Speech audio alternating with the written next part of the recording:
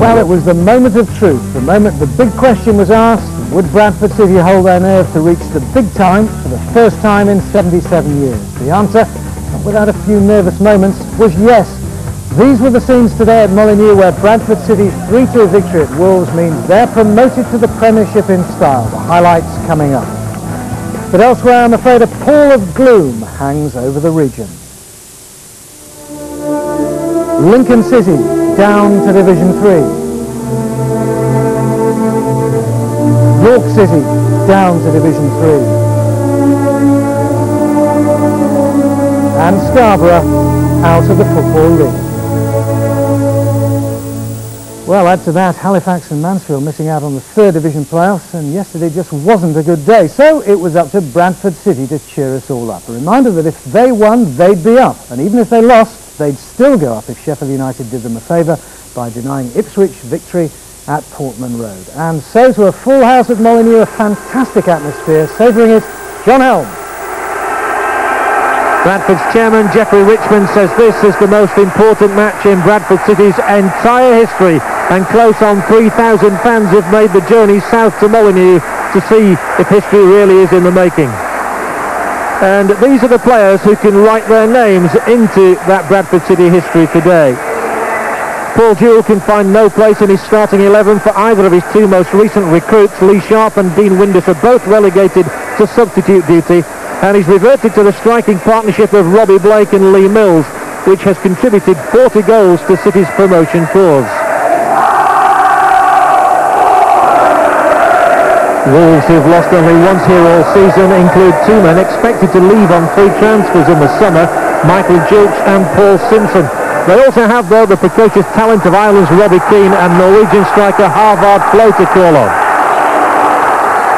Bradford are favouring an all-white strip today, and here is their captain McCall straight away, but possession conceded, and here's the Australian Kevin Muscat. The big wide open pitch here, and Paul Jewell, the Bradford manager, has had his team working. They've stayed away in a hotel in the Midlands for 3 days, and he feels that this wide pitch will suit his team. A little ricochet there, but it's come to Wolves' advantage in the end for Gilks to angle the ball across. And now there is danger to Bradford because Emblin is away down the right. And an excellent challenge from Beagrie, who's having to do more work defensively than in attack at the moment. And Emblin squeezes a cross in, which Walsh came for, didn't quite get there, and the ball is, well, it's thumped over the top, but it took a deflection after it left the boot of Robbie Keane, and Wolves have the day's first corner. It was McCall who got in. I wasn't sure whether he actually did get a touch, but the referee was sure. Great ball from Emblin.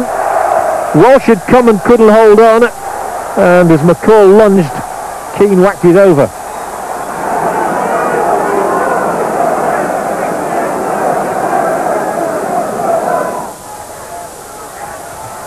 Moore with the clearing header, only to Simpson.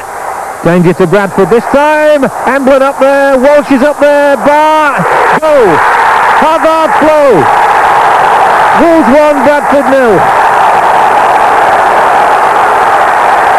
And Bradford never coped with Simpson's cross.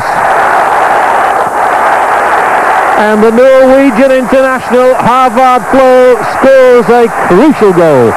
Simpson's cross in, Emblin's header, Walsh didn't get there, it came back off the post, off the crossbar, and Flo was there to knock it in gratefully.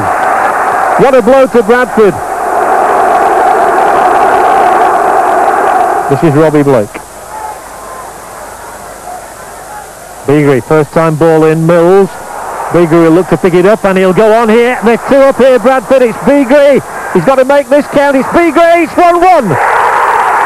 You'll see a somersault now, you'll get a double one. The mood is changed. What a dramatic day this is going to be, and it's got some distance to run yet, but Peter Beagrie's done it all by himself. He challenged, he won, he took them on. He's inside, he's outside, and whack, it's in the net. And Peter Beagre's 15th goal of the season makes it all square again at Molineux.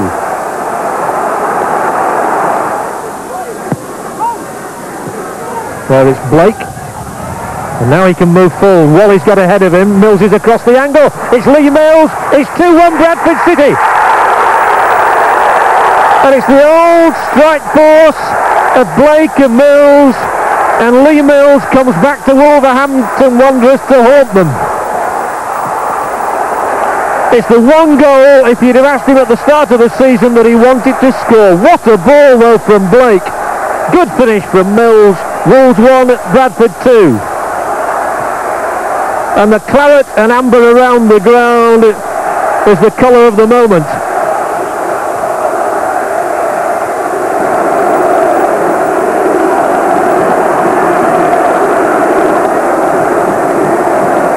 Wolves do like to play from the back. Sometimes it can cost them, but they've got it forward as far as Simpson now. You still feel he's a danger man with his inch-perfect crosses.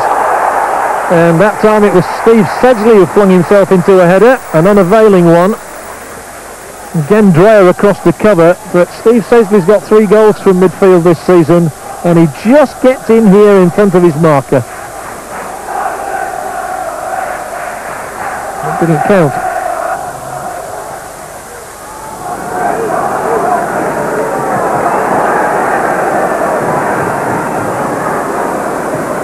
Wolves enjoying a good share of possession at the moment. Simpson very much to the fore. Terrific looking ball in here to Flo, but he's had to chase outside the area to try and make something from it. The final cross ball in. It was coming to Keane. It was Lawrence back there who just did enough to put him off. And a fair strike there from Simpson, which extended Walsh.